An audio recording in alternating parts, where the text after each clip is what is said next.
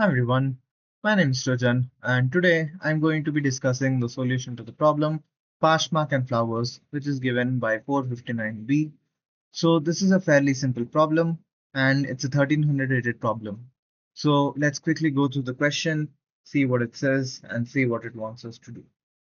So there are two people, Pashmak and Parmida. So Pashmak wants to give Parmida a pair of flowers from a garden. So there are n flowers in this garden, and there is some beauty associated with each flower. For the ith flower, the beauty associated with this flower is given by b of I. But Parmida doesn't want the two most beautiful flowers. Rather, she wants the pair of flowers where the difference of their beauty is the maximum possible, which is essentially the same thing given here. The beauty difference is maximum possible. So our task is basically two things. We're supposed to calculate the maximum beauty difference that Pashmak can give to Parmida, and also the number of ways that Pashmak can pick the flowers. So two ways are considered different if there is at least one flower that is chosen in the first way, not in the second way. So for the input, we have n, which is the number of flowers that ranges between 2 and 2 times 10 power 5. There's also the number of the flowers and the values of their beauty, which range from 1 to 10 power 9. And also we have the time limit per test given as 1 second. So to understand what essentially this problem wants us to do, let's quickly look at this solution, this example right here. So if we look at this,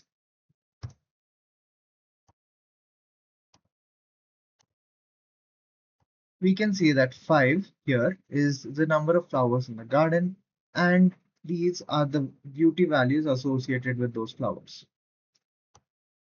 So since this is a really small number of flowers, we can visually see and identify the biggest and the smallest beauty values, and we can find the difference between these two, which essentially gives us the maximal difference that we want. But for a large number of flowers, or essentially a very large array, we need to sort these. We need to sort this array, and essentially the difference between the last element and the first element would give us the maximal difference. So let's say we still go ahead and sort this array. That would look like one.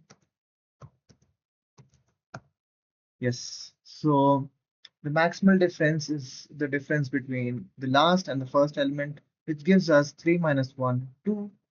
And now we're supposed to find the number of ways that we can, or essentially Pashmak can decide to give Parmida these flowers with the maximum difference.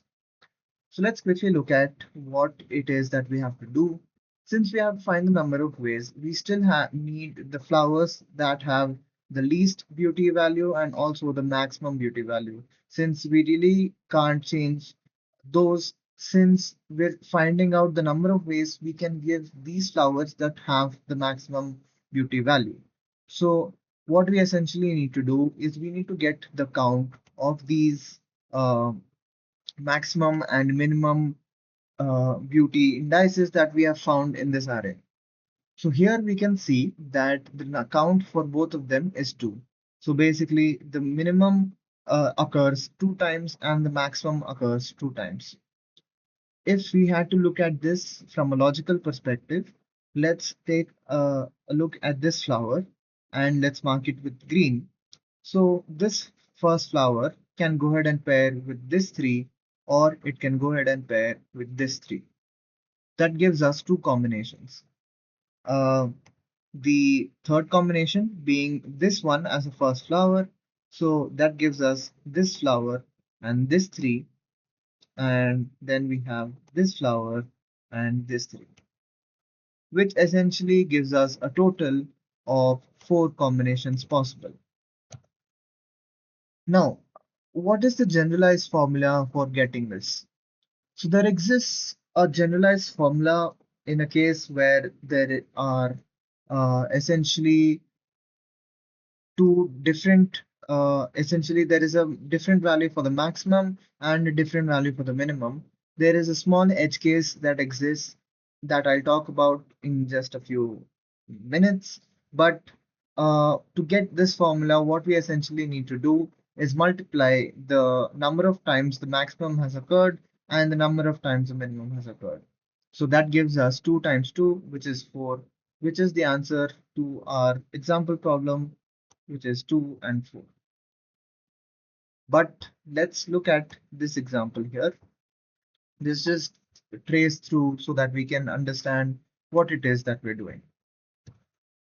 So we have two flowers and one has the beauty index 1 and the second has beauty index 2. So this is pretty simple.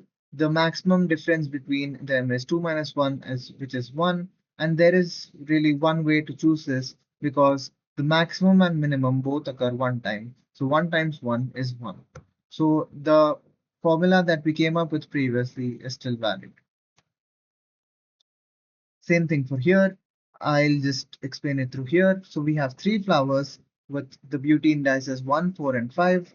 So the maximum beauty difference becomes 5 minus 1, which is 4. And since there are only one iterations or one occurrence of the maximum and minimum, that gives us 1 times 1, which is 1, as the number of ways that these flowers can be picked. But what if we had a special case where all of these flowers had the same exact beauty index? So what would that look like?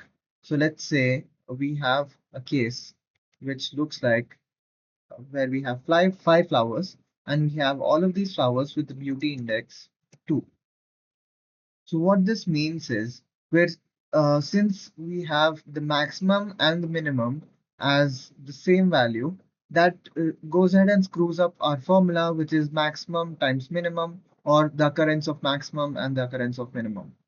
So over here, that formula would give us 5 times 5, which is 25, which is not really possible, right? So what is the formula in this case where all of these are equal? Or essentially, the first and the last element are equal. If the first and last element are equal, that essentially means the whole array is equal, right? Because we're sorting this array in the next as soon as we get this array's input. So if the first and last are equal, that means all of these elements contain all of these elements in this array are the same, have the same value. So since these have the same value, we're essentially wanting to pick a pair. So this takes us back to basic combinatorics, which gives us the formula NC2, which is basically, if I had to write it, forgive me for my bad handwriting. So we get NC2, which is essentially the number of ways we can pick two items out of n items, where n is the number of flowers that we have. So this is essentially simplified down to n times n minus 1 by 2.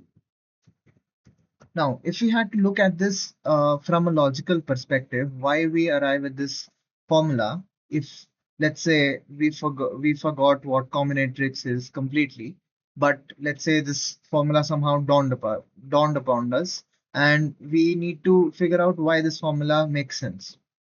So, let's say you pick this flower. So this flower can essentially go ahead and make four pairs, right? So this can go ahead and make, uh, sorry, yeah. So this can go ahead and make a pair with this one or this one, this one, this one. So that's four pairs right there. Also, then let's move on to the second flower. Since this flower has already been picked for the first one here, so this flower can essentially only make pairs with the ones in front of it. So that gives us this, and this. Same with the next flower, which we get two, and last flower, which can only pair with this flower.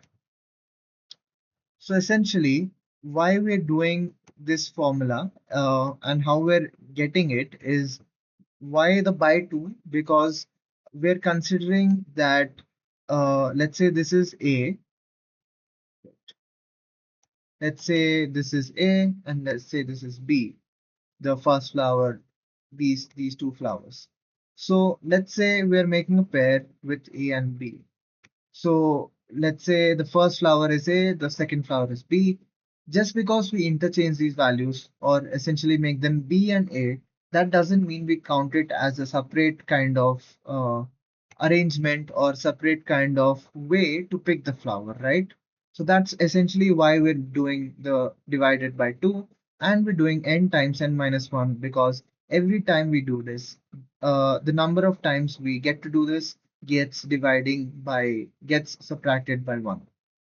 Uh, so that's derivation of this formula if you had to, sit down and get this. But if you know basic math, which I'm assuming you do, uh, the formula for this is NC2, which is essentially how you pick or choose uh, two flowers out of n flowers, where n is the number of flowers.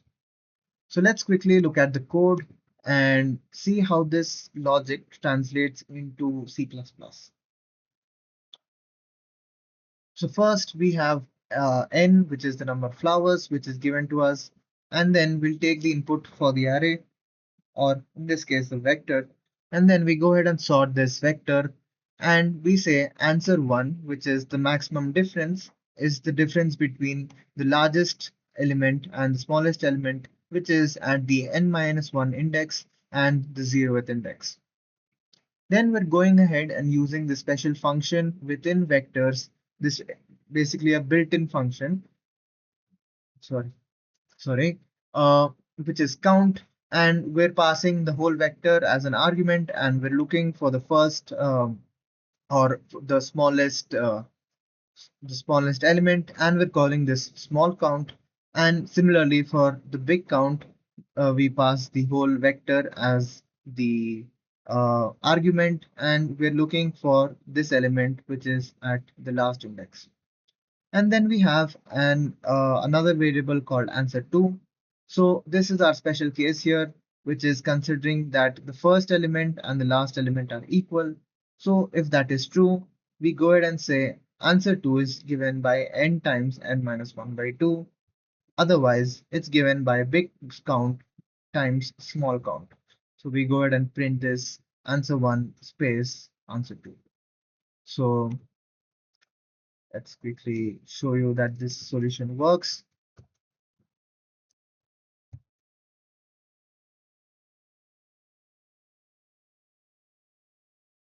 And there we have it. That is the right answer. That basically concludes the end of this video. Hope you like the explanation. Do let me know if you have any questions. I'll be more than happy to answer them. Or if you had a better, faster approach, do let me know. Uh, that's it. See you guys next time. Bye bye.